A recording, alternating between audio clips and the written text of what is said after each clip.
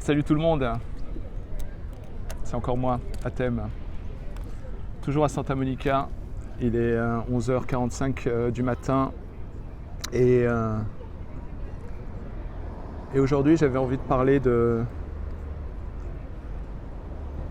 de mes dernières réflexions qui est: et si nos vies étaient parfaites?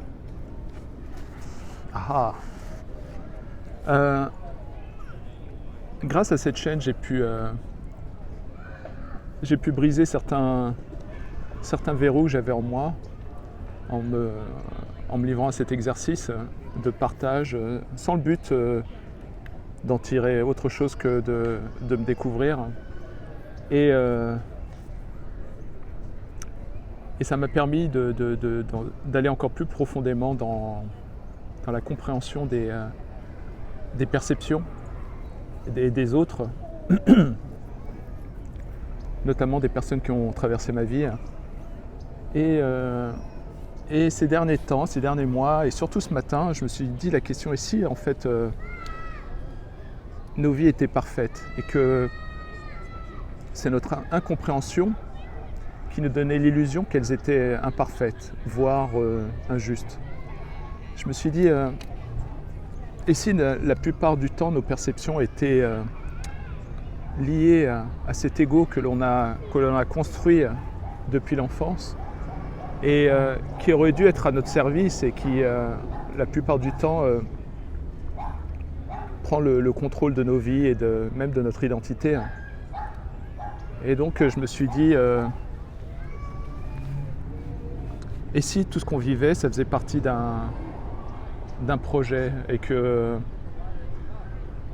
ce que l'on perçoit comme des souffrances, des injustices, des incompréhensions, si c'était simplement comme si on était dans un terrain d'entraînement, et que en fait les souffrances que l'on reçoit, voire même les plus grandes injustices, si elles étaient une forme de langage, un message, et que tant qu'on refuse de le comprendre, ou en tout cas de l'honorer en tant que message, eh ben on va continuer à en chier.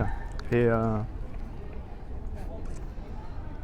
je me dis, dans mon cas moi, je me dis: et si en fait ce qui m'était arrivé, c'était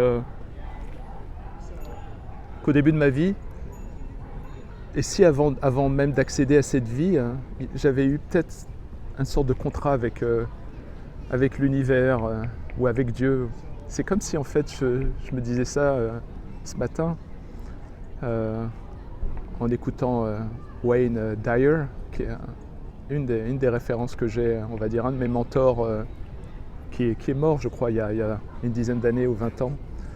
Et je me disais, et si avoir ce qui s'est passé me concernant, c'est que avant de commencer cette vie, c'est comme si j'avais ce désir de dire, on me posait la question: alors qu'est-ce que tu veux dans cette prochaine vie? Et je m'imagine peut-être que lorsque j'étais entre guillemets au niveau de l'âme, c'est comme si j'avais demandé à ce créateur ou à l'univers en disant: ouais, moi ce que je veux, c'est la paix et l'amour. Et là j'imagine un comité autour d'une table, on va dire: alors qu'est-ce qu'on peut faire pour Athème pour lui donner la paix et l'amour? Et tu avais des gens qui levaient la main et qui disaient: ouais, alors on pourrait le foutre dans une famille dysfonctionnelle et traverser un certain nombre d'abus et des traumas, et comme ça on crée les conditions pour lui, pour qu'il fasse un travail de recherche, et on rend sa vie ultra épique, mais surtout on lui donne pas la paix tout de suite et l'amour, parce qu'on veut lui donner ça plus tard, ou en gros on veut lui donner réellement. Et si en fait toutes les épreuves que j'ai traversées, les incompréhensions, les souffrances, et si ça faisait partie d'un projet, et c'est comme si on arrivait dans cette vie et instantanément on devenait amnésique, parce que je pense que lorsqu'on passe de l'état de l'âme à l'état de la matérialité, je pense que les différences sont telles que la mémoire disparaît. Et Et donc c'est comme s'il y avait un projet bien avant de commencer cette vie où tout est quasiment inscrit et le travail qu'on a à faire dans cette vie, c'est de réussir à dompter, à se détacher de l'identification que l'on peut avoir avec notre ego. Et donc je me dis, dans ce cas, ça se trouve, cette vie, elle est parfaite. On peut faire des thérapies, parler de nos souffrances, mais je me demande si finalement, lorsqu'on a des problèmes dans la vie et des vraies souffrances, on maintient ces souvenirs du passé, ces souffrances, pour deux raisons. L'une, parce qu'elles ont été traumatisantes, et donc on en parle en espérant que ça se résolve tout seul, ce qui n'est pas possible. Et l'autre aspect, c'est que peut-être que derrière chaque souffrance, chaque trauma, il y a un message, une leçon. Et tant que cette leçon n'est pas processée, eh ben, le trauma reste. Et c'est un peu difficile à ressentir parce que lorsque parfois je parle à des amis ou des personnes proches de ma vie, je sens un réflexe, on va dire, normal, normaux-pensant, de dire bon ben, faut aller de l'avant maintenant, c'est le passé, tu peux pas rester dans ces souffrances. Et des fois je m'interroge, est-ce que ce n'est pas tout ça le reflet de l'inconfort que je peux créer chez certaines personnes qui pensent que la vie c'est juste une affaire de volonté et d'effort. Et là aujourd'hui je me dis peut-être que nos vies sont parfaites et qu'en fait tout ce qu'on reçoit c'est des cadeaux peut-être que l'on a signés avant de venir ici comme un contrat.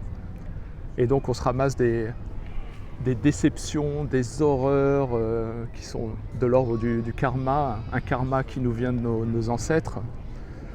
Et si en fait c'était une multitude de cadeaux, nous, en tant qu'êtres humains, avec notre perception matérielle, on vit, on ressent la matérialité sous la forme de souffrance ou de bonheur. Et donc je me dis, et si en fait tout était bonheur, c'est-à-dire c'est comme si on t'envoyait sur un champ de bataille où tu vas voir des explosions dans tous les sens, tu vas voir des proches à toi perdre des organes. Mais on t'envoie là-bas, mais on fait tout pour être sûr que tu ne meurs pas. Et en fait, on te fait traverser tout ça. Et à la fin, à chaque épreuve, t'en tires une leçon, une réflexion. Et dans mon cas, j'ai l'impression que toutes mes souffrances sont là pour justement accéder à ce que je pense j'ai dû signer avant de venir dans cette vie, qui est d'avoir la paix et l'amour. Et donc, lorsqu'on traverse une enfance chaotique avec des parents qui se hurlent dessus, mon désir de paix a grandi énormément. Et c'est pour ça que j'ai fait des road trips tout seul pendant des jours, traverser les États-Unis, vivre dans une maison perdue au milieu de la nature, devant un lac. Et c'est comme si en fait toutes les épreuves de ma vie avaient forgé ma sensibilité, et non seulement ma sensibilité mais aussi mes compétences, mon cerveau, mon talent artistique.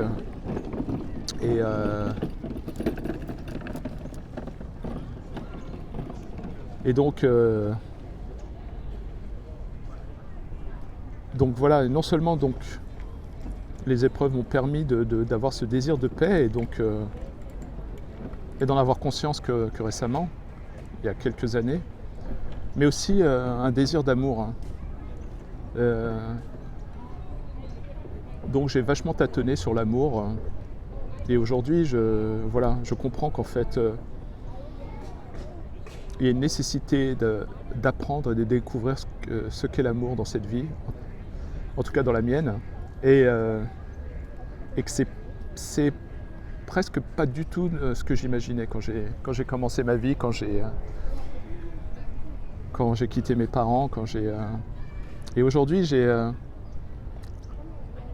un émerveillement qui grandit et je sais qu'il y a une nécessité de tout pardonner, et d'aimer tout, hein, même ce qui apparaît pour le commun des mortels comme de grandes injustices. Je pense que l'ego humain fait en sorte que l'amour devient conditionnel, et je pense que l'amour conditionnel, je crois que c'est antinomique avec l'amour. Je crois que le vrai amour, il est inconditionnel, point barre, et tout le reste est transactionnel. Donc ça, je me suis dit, et si on changeait de paradigme et qu'on se disait peut-être que notre vie est parfaite, comme lorsqu'on est, j'allais parler de simulation, mais on pourrait parler d'un jeu vidéo. Quand tu kiffes un jeu vidéo, c'est que tu joues, il y a des épreuves, des risques, il y a des choses énormes. En général, un jeu vidéo, c'est pas un toboggan où tu es en pleine extase. Et donc je pense qu'on arrive dans cette vie avec des capacités extraordinaires, de l'ordre de l'âme, mais aussi de la perception, et que ce sont les épreuves qui nous permettent d'avoir accès un petit peu mieux, un petit peu plus à notre capital, à notre potentiel, à notre vraie authenticité. Et donc cette réflexion m'a aussi mené à cette notion, peut-être que la notion de vérité n'existe pas. Parce qu'en fait, lorsqu'on vit ces souffrances dans cette vie, on sait qu'elles sont souffrances parce qu'on les ressent en nous-mêmes, et on a une perception qui, je dirais, qui est liée à la moyenne des perceptions de notre environnement. Donc j'ai comme l'impression que la vérité n'existe pas, ou en tout cas qu'il y a une infinité, que la vérité est liée à l'infini, dans le sens où il y a autant de vérité ou de perception qu'il y a d'individus. Et ça, j'en suis quasiment sûr. Je pense même que tu prends 2 individus ou une centaine, tu les fous devant un arbre, les 100 individus vont voir tous quelque chose de différent. Et on a cette illusion qu'en fait, il y a une perception commune. On se dit bien que l'arbre est là, il est tangible, on le touche, donc il est là. Et je pense qu'on est au balbutiement de la compréhension de nos perceptions. Et que je ne crois pas que la science aide forcément dans ce sens-là. Mais en gros, lorsque je suis devant l'arbre, lorsque les centaines de personnes sont devant l'arbre représente à chacun quelque chose de complètement différent. Après, on va me dire, ouais, mais on le voit quand même, les couleurs, tout ça. C'est même pas sûr en plus. Mais si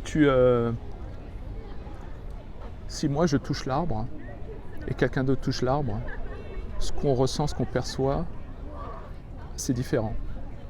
Forcément. Donc il y a une illusion de croire qu'il y a une sorte de perception commune. Je pense que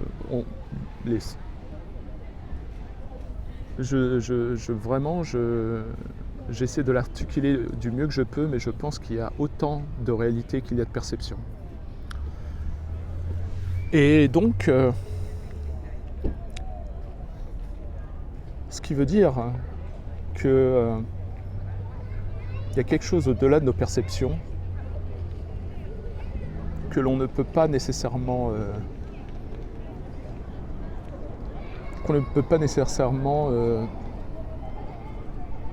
comprendre. Je pense qu'il y a une limite face à notre entendement et liée à ce que l'on considère réel. Donc voilà, moi je pense que la vérité n'existe pas. Ce qu'il existe, par contre, je crois, c'est des intentions, des désirs, et donc ce qui est fascinant, c'est que si la vérité n'existe pas, donc l'autre, de par sa perception qui est différente, nous donne accès à une autre vérité. Et la multiplicité des expériences humaines, l'interaction avec d'autres, les relations romantiques ou familiales, nous donne accès, lorsqu'on le veut bien, à d'autres perceptions, à d'autres facettes d'une vérité ou de l'âme humaine. Et donc je pense qu'il est important de comprendre que cette vie, en fait, c'est un accès à une richesse infinie lorsqu'on en a les moyens, lorsqu'on a une maturité émotionnelle, lorsqu'on a un désir spirituello-mythique, pour avoir accès à cet éveil et à ces autres perceptions. Et lorsqu'on arrive à aimer son prochain, lorsqu'on arrive à accepter sa perception, même si elle peut être douloureuse pour nous, voire destructrice, je pense qu'on a une opportunité de toucher un peu le divin ou l'infini. Et donc, toutes ces réflexions-là, ce matin, parce que la manière dont fonctionne mon cerveau, c'est qu'il balance des schémas de pensée, des réflexions en étoiles.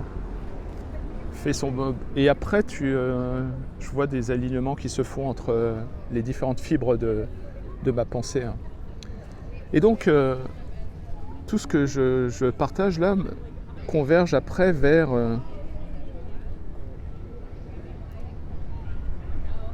une réflexion que j'ai depuis peut-être 1 an.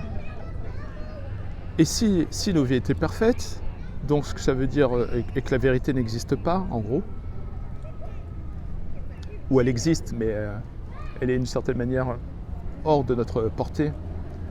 Elle existe juste autour de nous, et que en fait la vérité dont on parle, c'est plus un concept humain, on va dire une tentative. Mais et tout ça, comme par hasard, c'est aligné avec une réflexion que j'ai depuis un moment qui me dit: et si tout était de notre faute, si tout était de ma faute? Donc j'imagine que certains d'entre vous vont dire: mais quand t'es gamin et que tu te fais abuser par certaines violences par tes parents, ça peut pas être ta faute.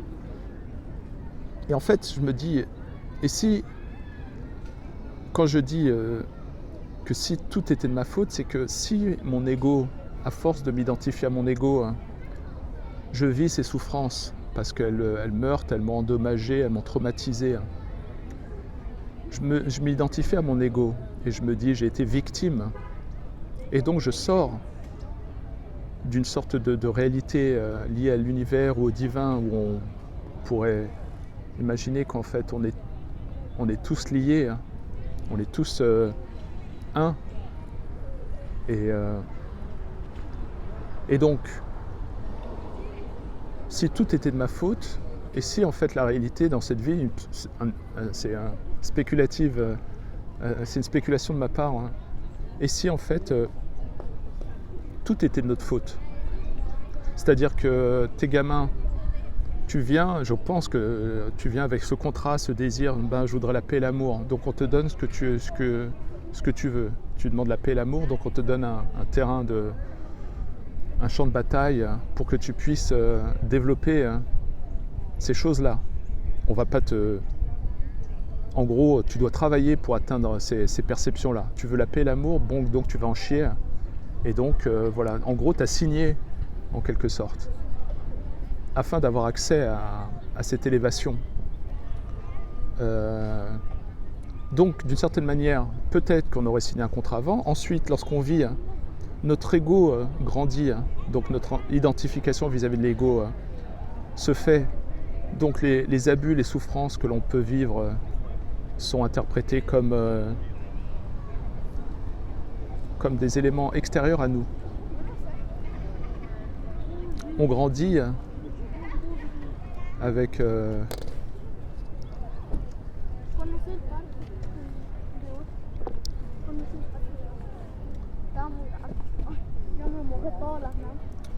Et donc on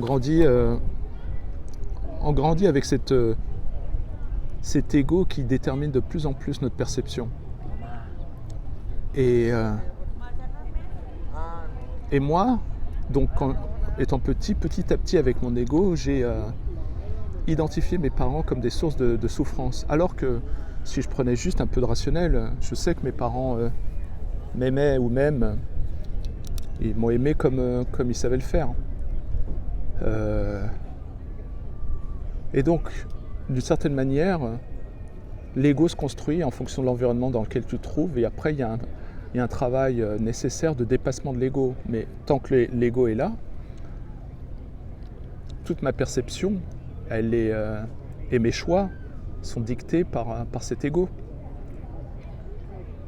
Donc moi, quand je souffre, gamin, de certaines horreurs de mes parents, mon ego me dit là t'en chies, donc celui qui t'a fait souffrir, il est mauvais.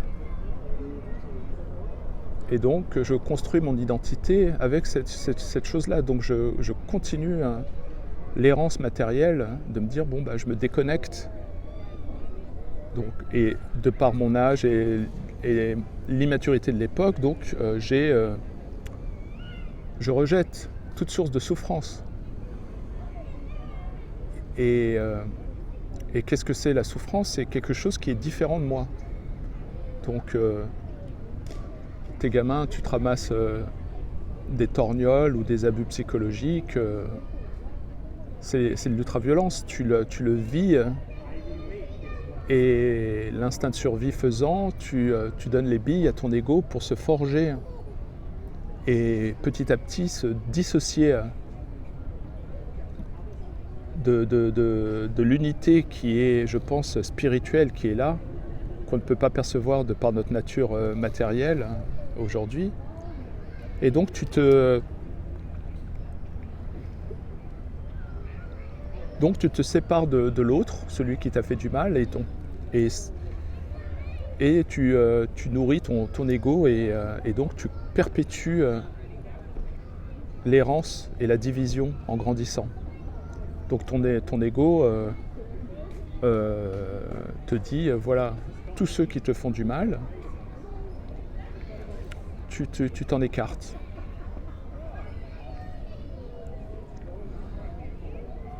Et donc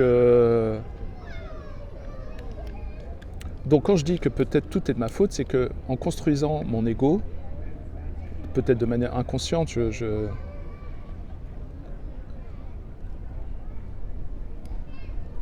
j'oriente mes choix et mes décisions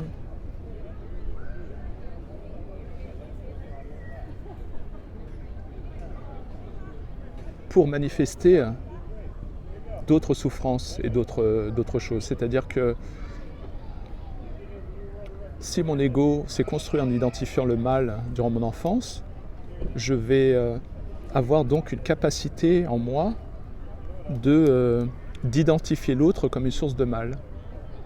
Si j'en ai envie, ou si ça ressemble à des situations du passé. Donc d'une certaine manière, ma perception maintenant se renforce et me fait faire des choix et qui bizarrement manifestent qui exagère ce que mon ego a construit. C'est-à-dire que si j'ai pas aimé quand mon père m'a corrigé, donc je l'ai petit à petit, je l'ai identifié comme une source de mal. Sans savoir qu'à ce moment-là, je me tirais une balle dans le pied parce que d'une certaine manière, je donnais crédit à ma perception, à mon ego, et donc je décidais de mettre mon père que dans une seule boîte. Alors qu'il était... et j'ai décidé de faire cette boîte très petite dans laquelle je disais, mon père est une source de mal, donc il représente le mal. Donc qu'est-ce que ça a pour effet? C'est que ça internalise en moi le fait qu'il y a moi et les autres. Et tu grandis avec avec des décisions, des perceptions qui ne font que de se renforcer. Parce que ça demande beaucoup de courage, de maturité émotionnelle, de pouvoir cerner son ego et s'en détacher. Il semblerait qu'en fait on préfère vivre des souffrances liées au connu, à des familiarités, à des répétitions liées à l'enfance, plutôt que de vivre un bonheur, une joie potentielle, mais qui est associée à l'inconnu. Donc je ne sais pas si j'arrive à bien décrire ce que je veux dire, mais je me demande si en fait, spirituellement et même psychologiquement, si on n'est pas la cause, nous, de toutes nos souffrances, qu'en fait on sous-estime notre capacité de choix, de décision dans nos perceptions. Et je pense qu'à un moment donné, lorsqu'on s'élève, je pense que même pardonner l'autre devient presque futile. J'ai l'impression qu'il y a deux aspects dans pardonner l'autre. Il y a le pardon, on va dire, matériel. Bon, je pardonne pour libérer des énergies pour que je puisse aller de l'avant. Mais aussi la nécessité de pardonner l'autre et soi-même afin de ne pas faire en sorte que l'autre reste dans cette boîte, la boîte de notre perception. C'est-à-dire que lorsqu'on croit qu'on est victime, en fait, notre ego organise nos perceptions et résume l'autre à la souffrance qu'il nous a causée. Et donc, il y a un double, je pense que le lien qui nous lie avant d'arriver dans cette vie existe aussi dans cette matérialité, mais on ne le perçoit pas. Donc si moi je souffre parce que l'autre m'a fait du mal, donc je le mets dans la boîte, il m'a fait du mal, et d'une certaine manière je crée une énergie, je crois que même lui ressent, où je le condamne aussi à rester dans cette boîte. Et je pense donc qu'on a tous intérêt à trouver des moyens de se connecter, de pardonner, ou surtout de pardonner pour éviter que l'autre soit condamné à la projection que l'on a faite de lui. Je pense que c'est une nécessité. En tout cas, voilà, sans faire trop d'ésotérisme, j'étais avec cette réflexion fascinante que de me dire peut-être que nos vies sont plus parfaites qu'on le croit, et que si on souffre, c'est que on n'a pas compris le message et qu'on est condamné à revivre les souffrances, ou bien que l'on doit faire un travail pour creuser et comprendre quel est le message qui nous est donné. Mais je soupçonne grandement qu'on a beaucoup plus de responsabilités dans nos souffrances respectives que l'on peut le croire ou l'imaginer. Et en tout cas, voilà, je crois que c'est tout ce que j'avais à dire. Merci d'écouter mes diatribes et mes réflexions. Et en tout cas, je trouve cette vie fascinante. C'est un projet sans fin et je suis heureux de continuer, même à mon âge, de continuer à m'émerveiller de cette vie, de ces différentes étapes. Voilà. Je vous dis à bientôt. Merci les amis. Ciao.